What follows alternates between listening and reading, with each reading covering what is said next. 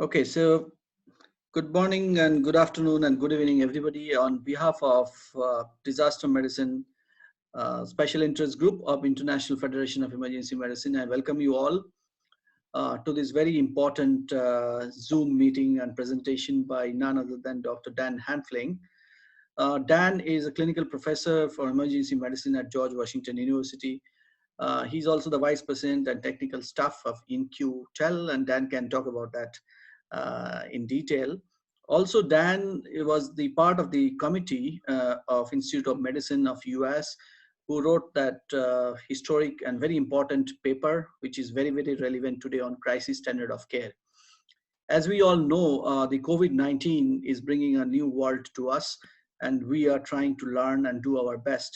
As an emergency physicians and other colleagues who are in the front line, like nurses and paramedics, it's very important to understand this concept of crisis standard of care, because we are the ones who are in the front line, and we are the ones who are facing challenges in terms of resources, in terms of our own security and safety, in terms of overwhelming load of patients, which I've seen in some countries and some cities, and we are learning every day. So I will hand over to Dan now, and he will also give a small introduction and then the talk. Over to you, Dan. All right. Thank you, Dr. Coley, and good morning, good afternoon, good evening, good night to everybody. I appreciate the invitation, the opportunity to talk a little bit about crisis standards of care, a body of work that I help to lead along with a number of colleagues, multidisciplinary colleagues, legal experts, ethicists, frontline clinicians, public health practitioners, hospital administrators, and others, beginning over a decade ago, never really fully thinking that it would have to be deployed in my lifetime. I think all of us probably have some sense of that all of us, certainly on this call, and our colleagues, many of us have been thinking about pandemic preparedness, catastrophic disaster response, as a part of our, as part of our work and our commitment to emergency medicine, but never quite fully anticipated that we'd be right in the middle of the worst pandemic of our lifetimes, possibly one of the worst ever in the history of the world. So with that in mind, let me come through these slides, and I'd like to leave a little bit of time for discussion at the end. And again, appreciate everyone's interest. All of the resources, everything that I speak to here is referenced at the end. So this, of course, is going to be with a bit of a U.S.-centric focus, but only a little bit. And that is that, as you know, the U.S. healthcare system has never embraced the notion of rationing of healthcare, even though that is the way that healthcare is delivered across most of the rest of the world. And in a landmark report that was spearheaded by the Agency for Healthcare Research and Quality in 2007, for the first time, the federal government issued a report that actually highlighted that there may be the need for rationing of healthcare, that not every patient in a large-scale catastrophic emergency would necessarily be able to receive care, recognizing that there was those set of patients that were too sick to survive, those that were too well to really deserve care. We talk a lot about the walking wounded or the worried well, and those that were really optimal for treatment. And this was cracking the glass, if you will, with regards to thinking about how to deliver care under the worst case scenario where not everyone would be able to receive care. And so this report in 2007 was prescient in that 2 years later, the world faced its last and now seemingly relatively mild influenza pandemic with the emergence of H1N1. Initially in Mexico City, in the United States, we saw it in cases in California, and of course, the world over ended up having to manage H1N1 influenza, which was of great concern, although not the influenza that we had been preparing for in 2009. If you will remember, we were most worried about H5N1 coming from China. So the Assistant Secretary for Preparedness and Response, that is the senior most disaster uh, um, response official within the United States Department of Health and Human Services, requested of the US National Academy of Sciences to answer these key questions. Who should receive care when not everyone can be treated? And how should limited resources be applied in delivery of that care? Who should make those decisions? And ultimately, should the standard of care change in a large-scale catastrophic emergency? Now, this committee was convened, and I was honored to be named as the vice chair of these two committees, and then co-chair of the third committee, as Tamarish noted. This committee was convened in the very late summer of 2009, between the first and the second wave of H1N1, not fully anticipating what might happen. And a lot of our work, when you go back to the original 3 reports, really focused on 2 types of disaster events: a sudden onset, no notice event like a catastrophic earthquake, and a pandemic event. And, you know, although our US president has been quoted as saying that he and no one else could ever have anticipated a pandemic event of this magnitude, unfortunately, as I'm sure some of you participating on this call today would agree with me, we were thinking about this. We did anticipate and we did know this could happen. And so beginning in the late summer of 2009 with the letter report and then 2 subsequent reports, we created a body of work that describes a framework for response. So let me start with the definition. And again, this may be review for some of you. But in the 2009 report, we defined crisis standards of care as a substantial change in the ability to deliver healthcare services given a pervasive, long-standing catastrophic emergency. In other words, it is not just a busy emergency room in Saket, you know, at midnight on a Saturday night. It is something that fundamentally changes the way that we deliver care over time. And this is justified by specific circumstances. And so, for example, in the United States, our president declared a national emergency in mid-March, as many of your respective government authorities have done the same. We recognize that crisis standards of care really ought to be formally recognized and declared by a government in recognition that crisis operations are in effect and that they'll be in place for a sustained period of time.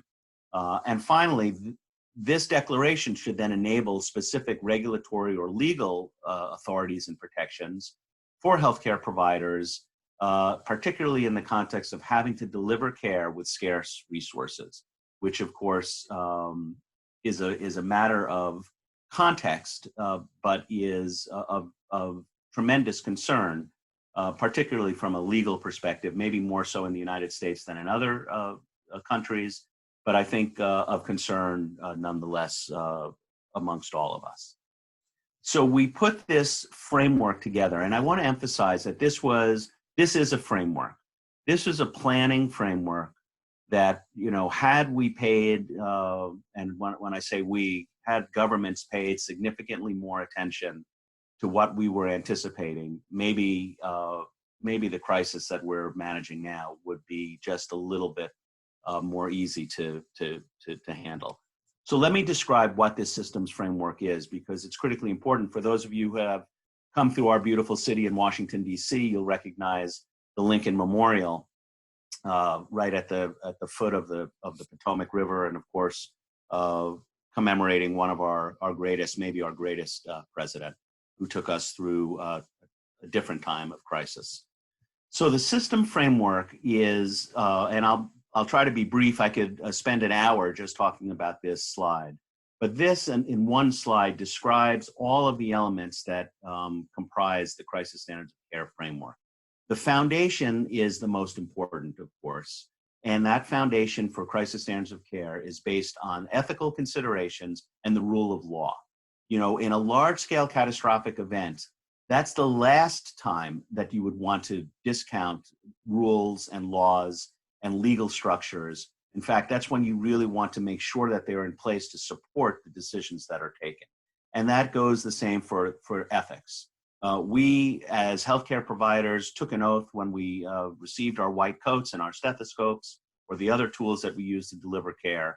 And we can never forget that what our responsibility is to try to do the best for the patients in front of us. And that is the real dilemma with regards to crisis standards of care, because we begin to have to change our mindset from dealing with the individual patient in front of us to having to deal with population-based decisions. Now, let me take you through these steps. In the 2009 letter report, we highlighted critical components, critical recommendations. The first is provider engagement. In other words, that all of us on the phone today, all of us need to be recognizing and participating and engaged in the delivery of crisis standards of care, because it is not usual care. The community also needs to be engaged. Now, unfortunately, in the midst of the COVID-19 crisis, it's probably too late to get significant community input with regards to what values they think ought to rise to the top with regards to the allocation of scarce resources. But of course, what we are doing within our communities and for members of our community, and their voice is very important. It's important to recognize that these are not all or none phenomenon, and so development of indicators and triggers is critically important. It's that middle step, and we spent in 2013 an entire report highlighting and developing a toolkit for indicators and triggers that I think for those of you who are just starting in your exploration of crisis standards of care, that would be the right place to start, because it gives you a big step forward in terms of thinking about what are the indicators, what are the triggers, what are the tactics that have to be put in place, and how do you try to return to normal operations. The implementation of clinical processes and operations, which I'll touch on at the tail end of this presentation, still eludes us. We don't have a good set of decision support tools to make decisions, and I'll touch on that. And then the top step is probably the most important. Again, in the context of quality and trying to provide the best possible care to those who need that care, we must be able to make mid-course corrections, and we must use a performance improvement approach that allows us to make those changes. So for example, with COVID-19 now, from our critical care colleagues who are managing patients who are in the critical care units, some of them intubated with prolonged intubations, we're learning of two different phenotypes of ICU patients, two different types of hypoxic respiratory failure, some of which is suggesting that ventilation and aggressive early mechanical ventilation may not be the best strategy. So again, very early preliminary findings, a paper from Italy that I've seen, also investigators from Germany. But the fact is that performance improvement is critically important. And then of course, the pillars demonstrate that this has to be a whole of government, a whole of community approach. And then of course, the government has a role at the very top. Now, borrowing from our colleagues in Toronto who went through the SARS experience and wrote a lot about the importance of ethics, again, as a key component of all decision-making. I share this table from the paper that they worked on and highlight for you at the bottom that there are a number of different ethical principles that can be applied, particularly with regards to making the difficult triage decisions.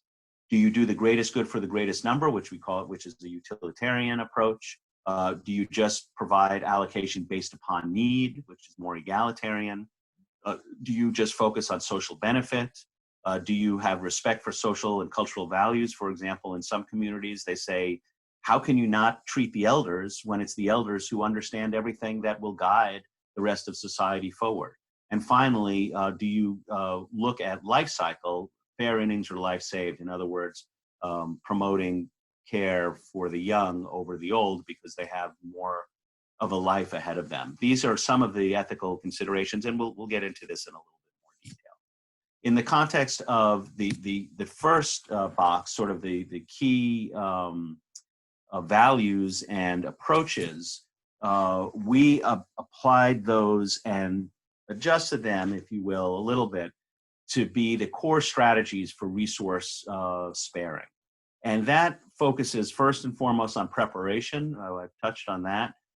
Then there are a number of other things that really are critically important. And again, in some practice communities outside the United States, some of these principles are critical and used every day. Conservation, adaptation, substitution.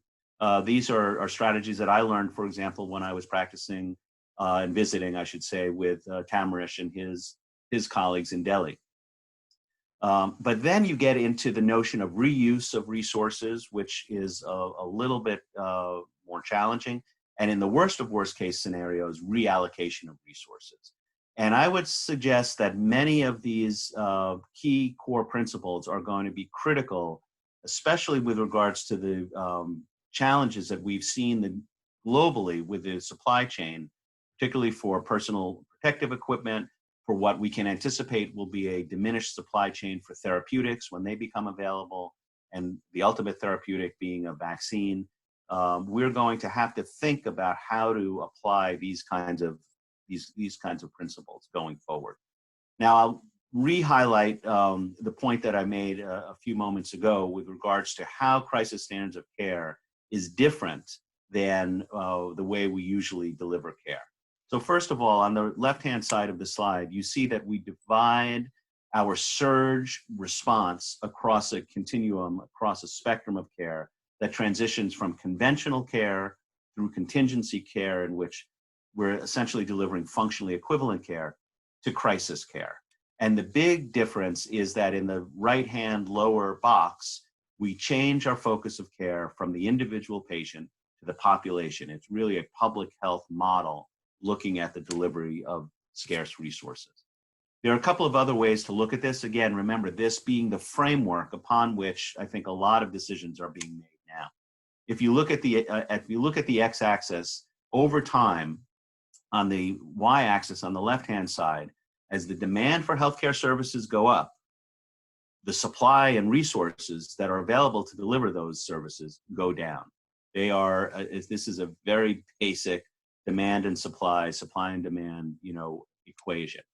And at the point at which the supplies are below the ability to deliver on the healthcare service demand, you cross into this area under the curve that essentially takes you towards contingency or crisis care. And only at which time that the supplies are increased or the demand decreases, you emerge out on the other end of that curve and you come back towards a conventional standard. So a very simple way of depicting this, but in a nutshell, this is really what we talk about when we're talking about what's changing in the context of the delivery that we provide. Another way to think about this is in this slide, which notes that the risk of morbidity and mortality increases as that supply and demand mismatch increases. And here, this is maybe a little bit complicated, but I highlight for you that when an incident occurs, you go through, hopefully, a conventional response loop. And you never have to cross this resource shortage threshold where you begin to realize critical resources are in short supply. When you do make that adjustment or you cross that threshold, you now make those adjustments in which you're adapting care, you're really changing the way you deliver care. But only when you have to triage and make those ultimate decisions about who gets, in particular, life-saving care, are you crossing into crisis response, and that is where you're forced to make allocation decisions. So again, another way to think about this framework. All right, so let's now take this into the current state, and let's talk about what we began to see happening in China, and then of course in Europe, and now in the United States. This, I think, was the most telling document published the first week of March by colleagues in Italy, who essentially realized that they were having to make very stark decisions with regards to the delivery of healthcare services as the case rates took a meteoric rise. And as you recall from the news and reports and from meetings like this, that our critical care colleagues in northern Italy were overwhelmed. And they put this document together to highlight how they would make recommendations under what they called exceptional conditions of imbalance between needs and available resources. And, you know, in the absence of planning, you know, plans are never all that well honed. And the decisions that were taken, and you know, decisions are taken, be they correct or incorrect. It's always easier after the fact to criticize, you know, when those decisions are made. But the Italian physicians decided that they would use age as a cutoff for access to resources, and they chose the age of 60.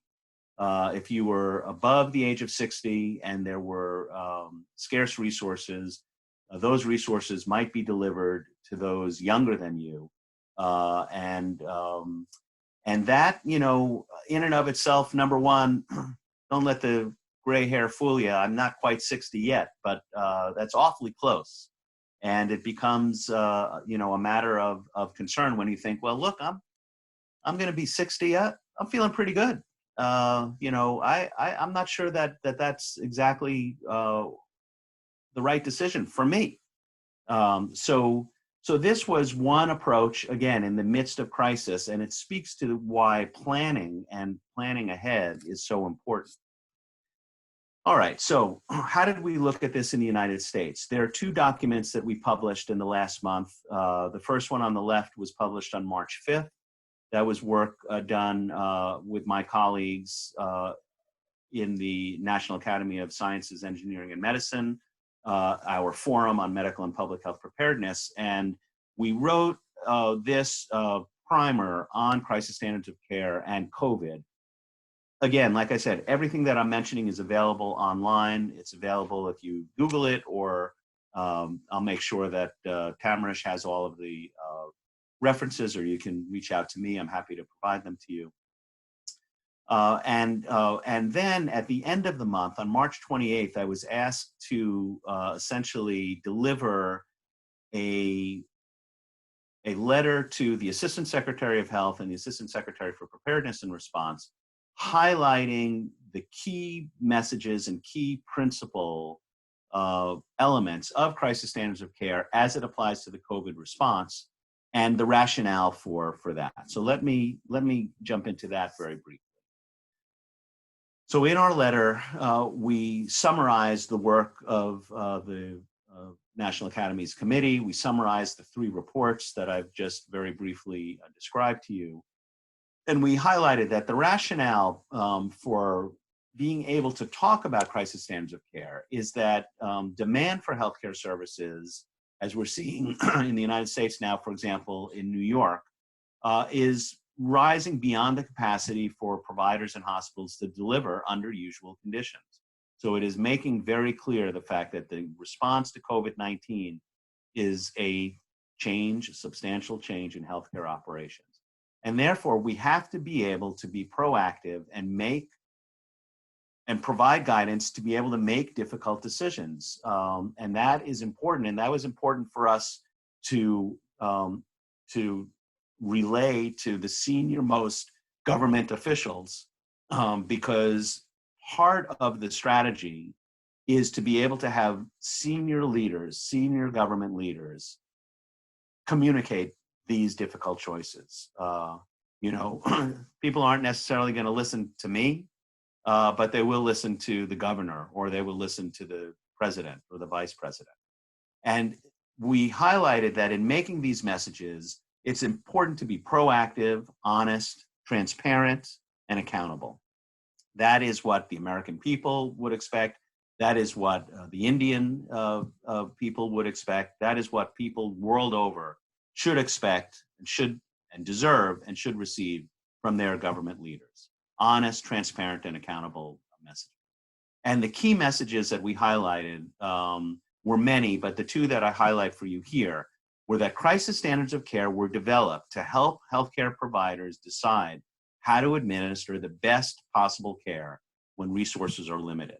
And I want to highlight that because I don't go into it in greater detail in this set of slides, that all patients are deserving of care, even if we talk about, in the worst case scenario, the either allocation, selective allocation, or reallocation of specific life-saving resources. All patients are deserving of care. And so in some cases, it may be that patients are triaged to palliative care or supportive care only. But they are not to be abandoned, and that is not to be an opportunity to say, leave them aside. All patients are deserving of care, and that's very important for us to remember that and to respect that. The other is to note, and I think that you are recognizing this as well, particularly with pandemic disasters, as the pandemic moves across temporal and spatial, entity, the standard of care will shift dynamically in different places at different times. And that's very important. This, again, is about applying a framework. It is not an all or none, response. It's breakfast time in Washington, so it's coffee time. So the fact that there is that this plays out differently at different times is, for example, something now that we're confronting in the United States as we try to anticipate where the peaks and plateaus are going to be in various communities and how do we make adjustments. And the important thing to highlight is that, again, you never want to enter crisis standards of care. You always want to try to avoid having to make those most difficult decisions. So if you can use modeling and predictive forecasting and other tools to figure out where you think the risk areas are going to be, then you should load balance and you should reapply or reassign resources to those areas that need them most at the time that they need them. Easier said than done, but again, one of the key principles of crisis standards. So a lot has been started to be published. I will highlight just a few of the bits of work that have come out. This paper in New England Journal from the end of March, from Ezekiel Emanuel and colleagues, including James Phillips, a colleague from George Washington Hospital, look again at ethical values and guiding principles as they apply to the COVID-19 pandemic. And it, again, recognizes those ethical approaches that are most likely to receive the highest priority versus those that are less likely to be of benefit. And again, that utilitarian model of saving the most lives or saving the most life years are the ones that rose to the top of the list. Recognizing that there are certain strategies that are not really applicable. For example, first come, first served. First come, first served benefits those who have more resources. If I have a limousine or a car and driver at my disposal versus the person who's living, on the streets with no roof over their head, that means I'm going to get to the hospital before that other person. So first come, first served is not useful. But random selection or a lottery, a roll of the dice, if you will, when everything else is even and is matched, may be used to help select amongst people with similar prognosis. And then, there's a recognition, and it's a debate that we have participated in over the last decade, that in certain circumstances, should priority be given to those who are at greater risk than others.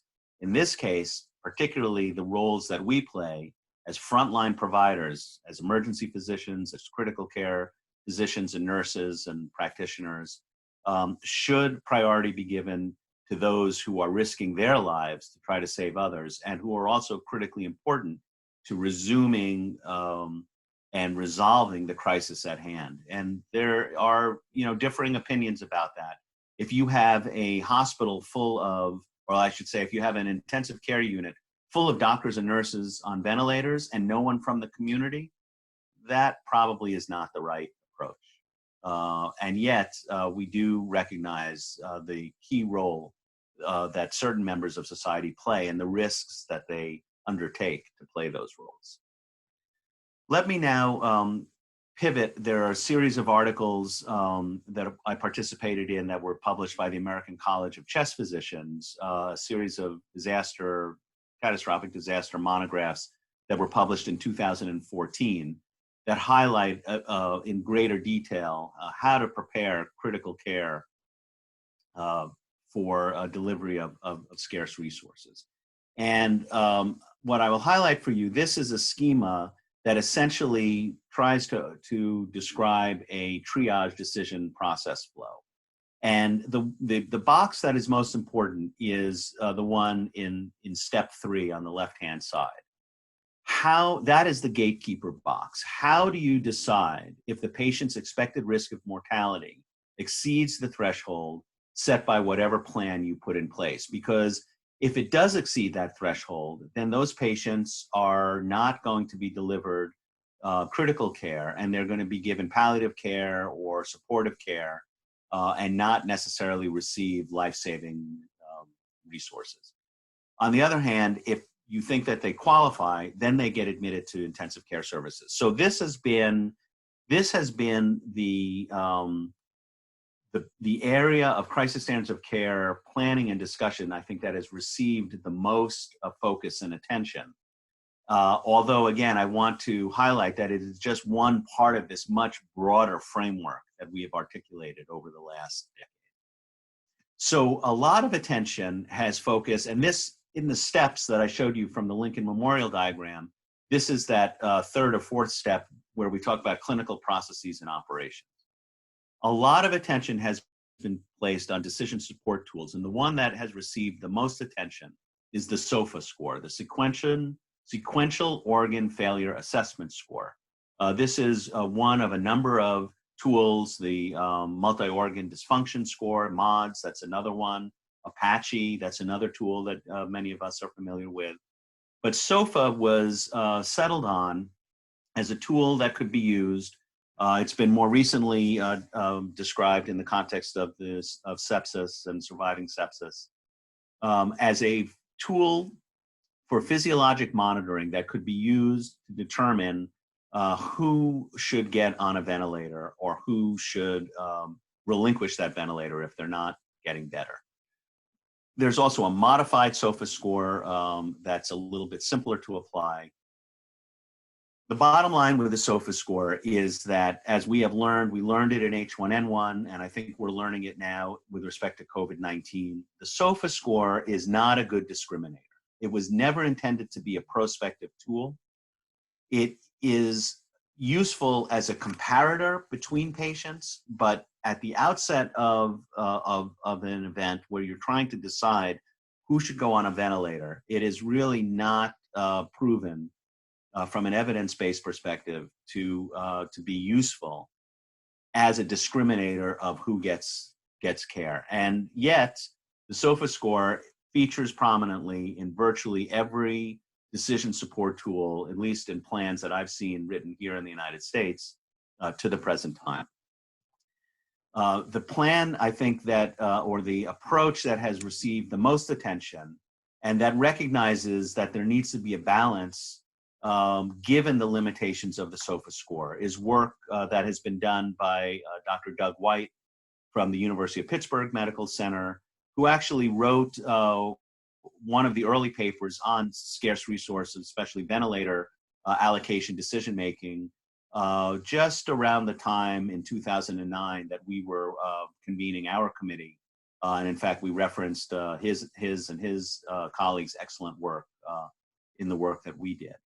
And so in a paper that he recently updated with regards to the COVID response, they highlight their system, which uses a combination of the SOFA score. Remember, let me go back one. You know, the higher your score, the worse you do. So this is not like the way that we think about the typical grading. You know, I got a got a high score, I'm doing great. No, the higher your score, the less well you are doing. And so he looked at the score, and you get assigned a point, if you will. So for those patients who have multi-organ system failure with a SOFA score of 12 or more, and death likely within 1 year, despite successful treatment of acute conditions. So for example, let's say somebody has end-stage metastatic, cancer, or they've got a, stage 4 New York, NYHA, heart classification, stage 4, severe, congestive heart failure with an EF of less than 10% or what have you. You accumulate points, and the higher your points, the less likely you are to be able to receive a ventilator. So let's take a look at this. This is adapted from an article in the New York Times by my colleagues Sherry Fink and Mike Baker, and we asked the question: who's going to live and who's going to die? So in the scenario that they detailed, there are two patients. Patient A is a 24-year-old with a SOFA score of 13, which means, again, if you go back, I'll remind you, SOFA score of 13 means that you've got significant abnormalities, physiologic abnormalities. You may be going into renal failure. You may be going into, you may be having a severe hypoxemic respiratory failure, et cetera. So SOFA score of 13, otherwise healthy, no pre-existing medical conditions, and therefore, of course, a life expectancy of greater than a year. Compared with patient B, who's a 72-year-old, has a SOFA score only of 10. That is a lower SOFA score, means that physiologically not as many derangements as the young 24-year-old, but has moderate Alzheimer's disease. When you look at the prognosis for moderate Alzheimer's disease, the life expectancy for moderate Alzheimer's disease is between 2 and 10 years. And so the life expectancy, of course, is greater than 1 year. Using the Doug White approach, a patient with a SOFA score of greater than 12, which was the 24-year-old, has a score of 4. The 72-year-old with a SOFA score of 10 has a score of 3. And so in this instance, the 72-year-old would receive the ventilator.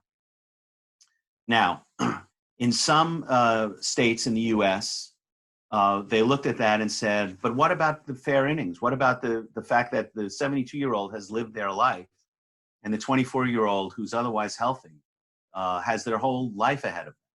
And so in some states, they have adjusted that scoring principle to highlight age. And again, if we go back to what our Italian colleagues did, a 60-year-old and above wouldn't even enter into the discussion. So again, the challenges are great. The challenges are many. And unfortunately, the evidence base just isn't there with regards to being able to definitively say one decision is better than the other.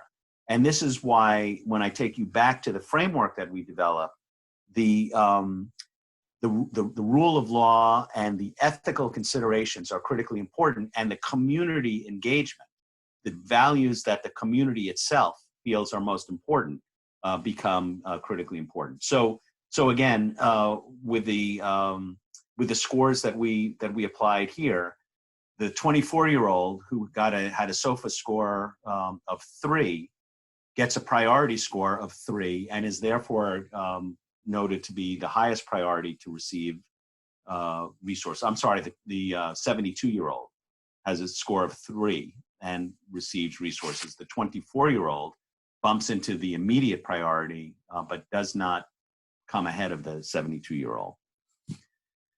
So I wanted to make sure that there's some time for discussion or questions. I'd like to hear your own application of these principles in the context of what you're doing. And so I'd leave you with these key takeaway points.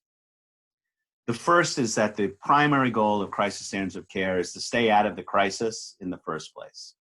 And so it's about being proactive, about anticipating, about putting in place as many of the adaptive strategies as you can possibly put in place ahead of time.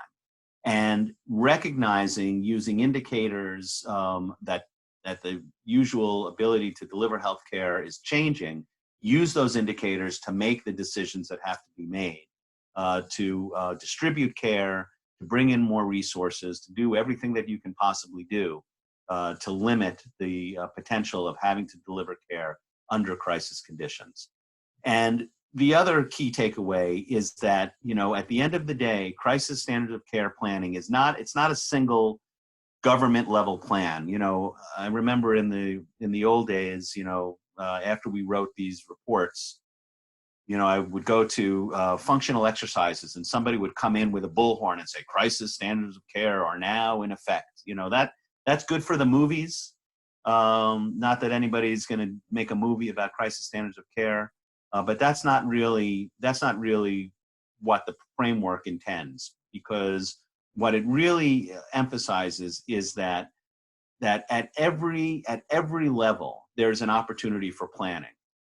In the emergency department, we can plan for crisis standards of care.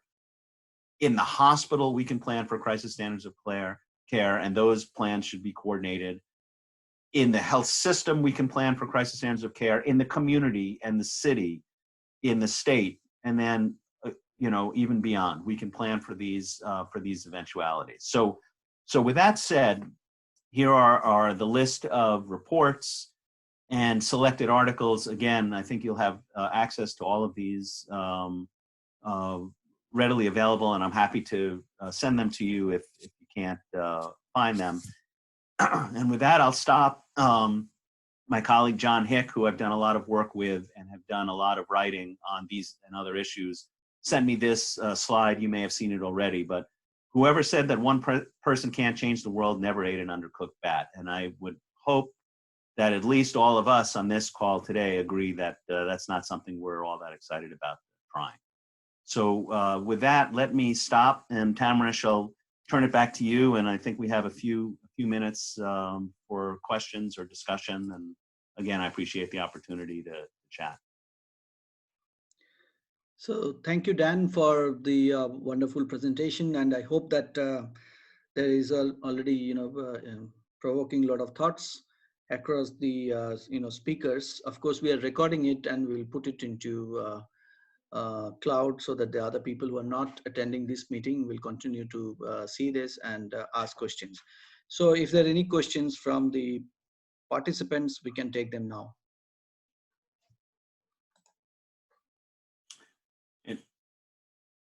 And I might start as your participants are you know, thinking about you know, about how they're applying this in their own perspective.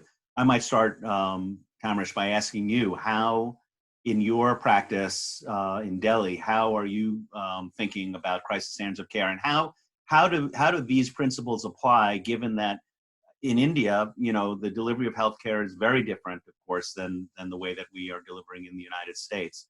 How much of this makes sense, or how much of it is what you are dealing with on a more regular basis? Yeah, so Dan, can I request you to stop the screen sharing so that I can see all the participants? Yes, I'm sorry. Hang on, let's see. There we go. Yeah, so just a second. Yeah. So to answer your question, I think at the government of India, at the central level and the state level, one of the decision at the healthcare system level, we have taken that we have now earmarked hospitals which can specifically cater the COVID patients. So we are calling them as COVID hospitals, and many states have earmarked because it is about providing the standard of care to COVID patients as well as for catering the chronic healthcare needs. As you know that we have a big burden of non-communicable disease in our country. We have issues with diabetes, we have issues with cancer, we have issues with chronic kidney disease, who are dialysis dependent, and these are all, you know, immunosuppressed patients, and we need to protect them as well. So Exactly. I think this decision is kind of aligned with crisis standard of care. In terms Hmm. of number of patients, you can see because of a strict lockdown, we have still not seen the peak. We don't know yet, what will be the situation in 2 to 4 weeks time, but we have not hit the peak. The third Hmm. thing is we have identified certain areas within every state, which we call hotspots, and we are using strict isolation public health measures to ensure social distancing, extensive testing, secondary contact tracing, and this is all happening through a coordinated effort of governments and public health system. And that is kind of phenomenal in terms of our population and our fragility of our health system and our entire disease burden is concerned. So that's few observation.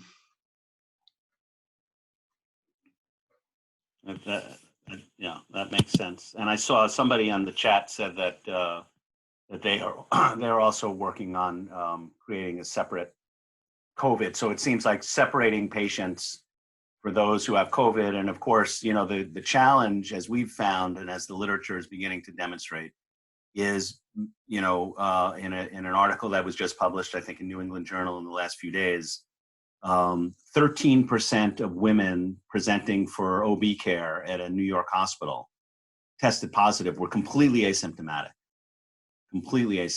And that is one of the real challenges here. So, I, in my department, where I've been seeing patients at Inova Fairfax, I just assume that everybody has it, and that is going to be one of the real challenges in managing these cases. Is there any question and comments from the participants?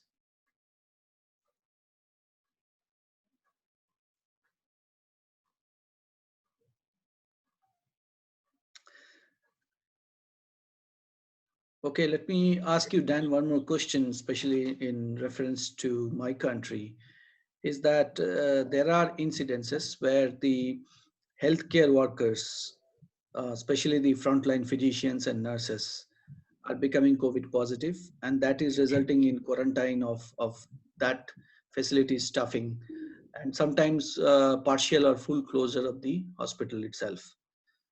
Now, in that scenario, there are a lot of apprehension. There are a lot of panic which is happening in the community in terms of where to go now, and a lot of panic in healthcare workers as well. So, using the principle of crisis standard of care, if say, for example, in a city of Delhi, say if 10 hospitals are closed, what are the principles to react in those kind of scenario? Yeah, so this is, again, this is one of the real challenges with this virus, which is that we are at risk, and particularly given the shortages of personal protective equipment, if it affects healthcare workers, for example, we know the data from China when they demonstrated in the end of January, beginning of February, they noted, I can't remember, it was 1,300 or 1,400 healthcare workers exposed to the virus, and therefore not able to deliver care, and certainly limiting the ability to deliver care. That very much pushes us towards that crisis standards of care spectrum, simply because there aren't the resources to deliver healthcare services. And given that healthcare practitioners are the fundamental resource, I mean, we can talk about beds, but if you don't have staff to address the patients in those beds, that is the ultimate resource. Then you're in that area under the curve that I showed, and you are working under crisis conditions. The mitigation strategies for that are either, as you have said, if, for example, and this is just as an example, but if Delhi were being unduly affected, but Kolkata was not yet seeing many cases, could healthcare workers come from one city to another to augment and support their colleagues during the time of the peak demand for services. And for example, in the United States, the governor of New York, Governor Andrew Cuomo, actually asked on CNN and on the interviews that he was doing on television, if you're a healthcare worker and you are right now not seeing peak demand in your community, come and help us. And so these are somewhat ad hoc requests for assistance, but to the extent that we can rebalance available resources, that's the best chance I think that we have to try to deliver the best possible care. The other thing I would say is that, and I see it in the chat, looks like Dr. Kumar asked about, checking for, COVID in a pre-op situation and so on. I again, as I just stated a few moments ago, I'm assuming sort of a universal precautions approach. Just like in the days when I began my training, when we were just learning about HIV, and we knew, that bloodborne exposures was a potential risk to healthcare workers, we changed our practice. We started to wear gloves at all times, and we were much more cautious. And I think trying to balance that caution in the context of this emerging, disease is going to be important to protect the healthcare workers, to protect the frontline staff. And I think, that's going to be, I think that's going to be the legacy of this event, which is that clearly we realize we need much better protections than we've had up until this point. So why I ask this question is because few of the hospitals have been closed down without doing a pre-op COVID, but they have followed the PPE standard PPE protocol. But later on, the patient turned out to be a COVID, and the hospital staff also tested positive. Nearly 40 nurses and 5 doctors have been tested positive, and the hospital had to close down. So, are you making it mandatory to check like HIV, the serology tests, to bring in COVID also?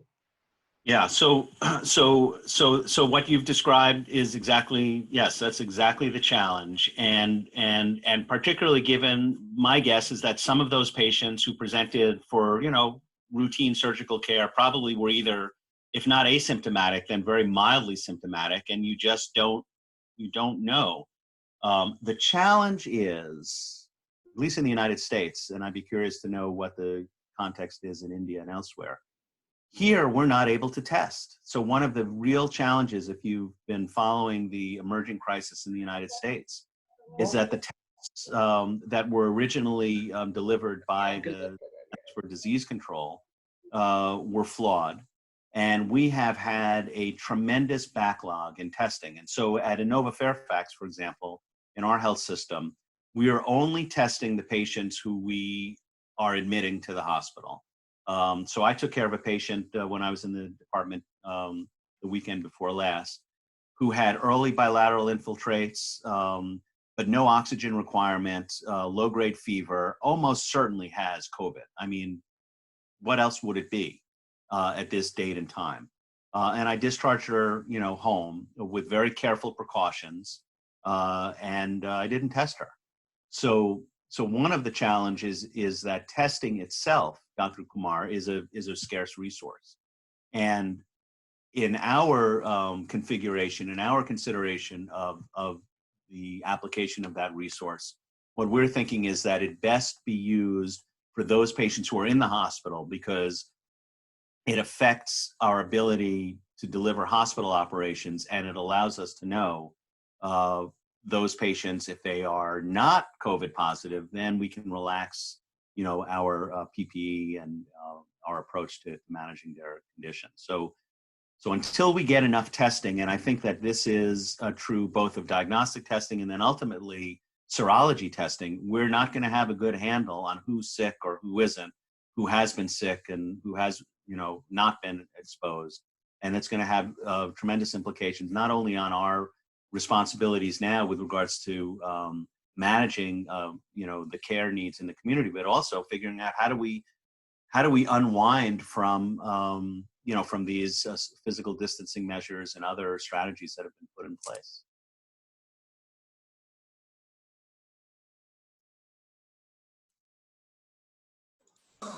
Thank you. I think there is one more question from Srinath on the incidence of stroke and STEMI in COVID times. Is there any observation on that? Yeah, so clinically, we know that there's a subset of patients that are hypercoagulable. It's not 100% clear why. We're seeing in some patients very elevated D dimers.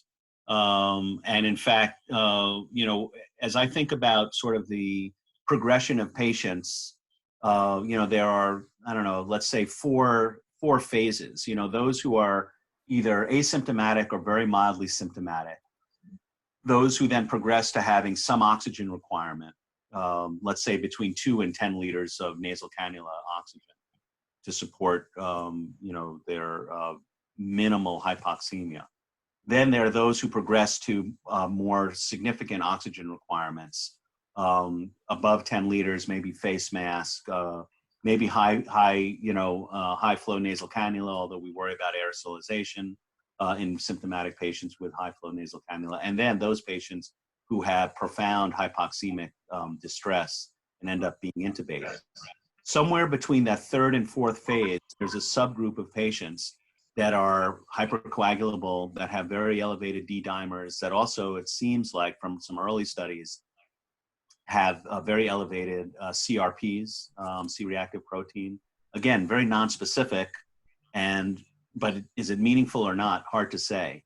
And in some subset of patients, in addition to being hypercoagulable, so they're at risk for clotting, that would include a STEMI or a stroke. They're also, some of them demonstrating severe cardiomyopathy with myocardial dysfunction. And I don't think we quite know who is at risk and who isn't, but these are some of the end stage of findings that we're seeing. We're also seeing a lot of renal replacement therapy requirements and renal failure. So I think the presumption, yes, I agree that there's microthrombosis, exactly, that this may be an issue, and I think that is one of the key components going forward, as I stated in the framework, that we need to continue to study and develop the evidence base to make those mid-course corrections as we learn more about this very vexing virus. Okay, we can take one more question if it is there. Any questions, any comments? I see Anish has one. Pool testing, yes, very, very good. You're probably reading my emails, So the issue of batch testing or pool PCR testing as a means of sparing reagent, which again is when you talk about testing, I'm asked this by the media all the time. You have to think about the PCR platform. So what machine are you using? You have to think about the reagent that allows you to run the tests, and you have to think about the nasal swabs. Any one of those three, if they're in short supply, basically interrupts your supply chain and your ability to conduct testing. So we think that pooled PCR testing certainly fits within the context of our framework for crisis standards of care. Ideally, we wouldn't do it because we know the sensitivities are diminished the more that you dilute the reagent vis-a-vis the sample tests, the more likely you are to have a false negative. But of course, as a strategy, this is something that pooled PCR batching is done for blood testing routinely.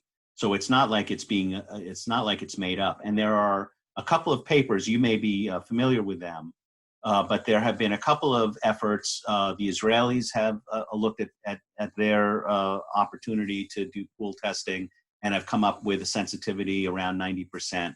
A group in Nebraska has done similar work, and then a international, multinational effort led from Texas A&M, but with a WHO participating partners, has also looked at this. And so I think that going forward, until such time as we can ramp up the availability of reagent and the opportunity to do individual testing, it may make sense to do a batch testing. And for those that aren't familiar with this, you take in a low prevalence area, and I think you're absolutely right, you do it where you think that they're low prevalence.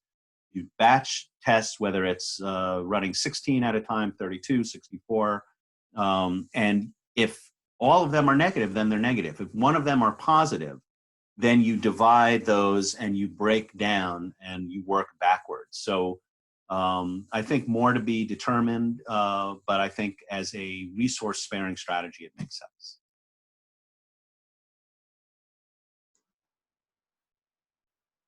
Yeah, I think one more question is coming from Arijit.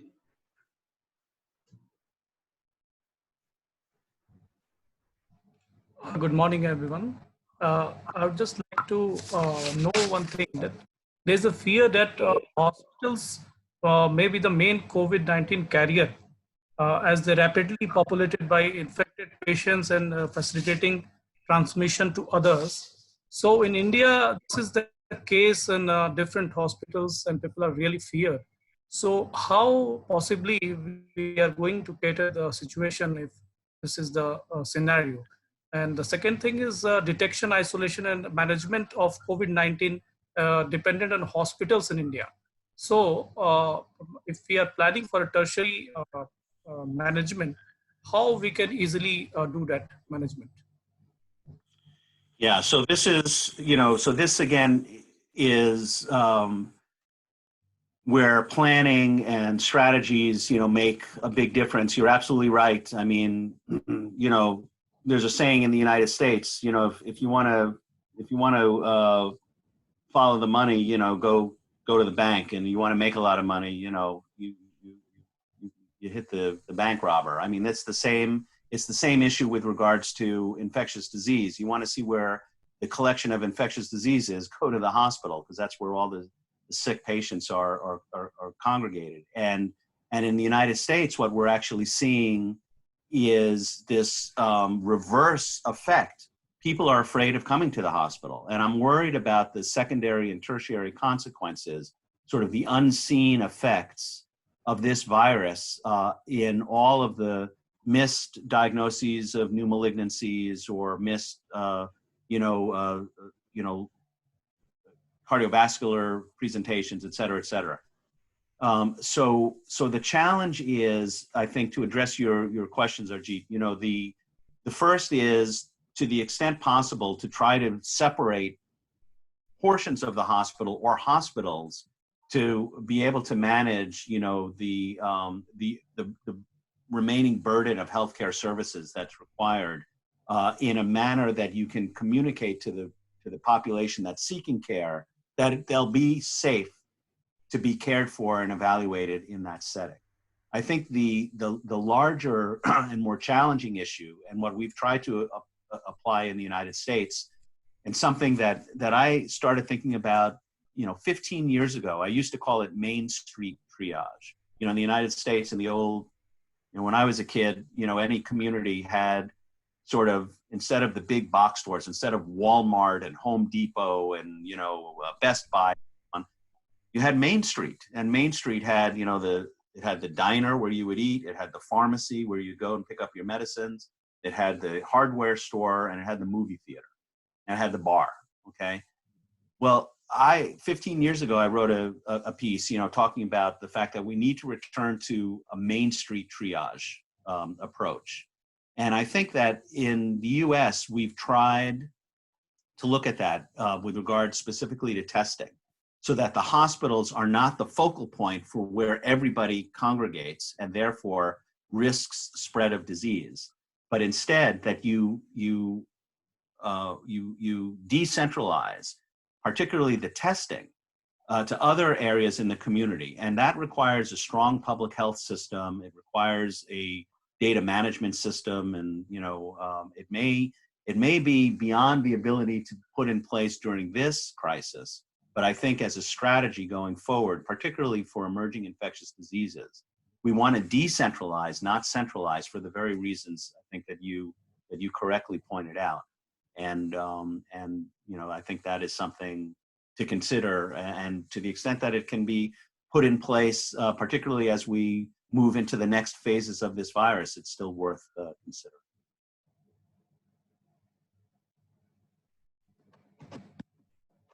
Thanks.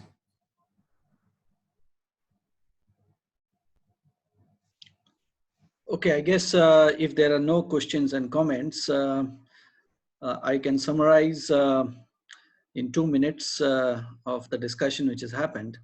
So it is beyond doubt that crisis standard of care is very, very important principle as far as any country is concerned today. It's not really, a focus of low and medium income group countries, because this virus has taught us one thing, that regardless of the spread of your healthcare system, regardless of the percentage of GDP you spend on healthcare system, it can get overwhelmed. And that is the point where, the concept of crisis standard of care starts. And it's very important that we understand the principles and apply it in our daily practice. And I hope that the participants and the larger audience who are not part of the webinar today, because they're working in frontline, will use the resources and toolkits which Dan has pointed out, and will be able to use in their practice. So I guess, you will use it in your practice, in your hospital, in your community, in your state, in your country, and come back to us on how this concept is really applied at your level. And that is the day I feel that the crisis standard of care will be a real success. Thank you very much. Thank you, Dan, and thank you others. It's a wonderful experience, and we will continue to meet over these meetings in future as well. Thank you. Thank you, everybody. Thank you, Dan, and thank you, Dr. Tamresh. Thank you. Thank you, Tamresh. Thank you, Dan. Thank you, everybody. And be safe. Yes, you too. Yeah. Bye. Bye.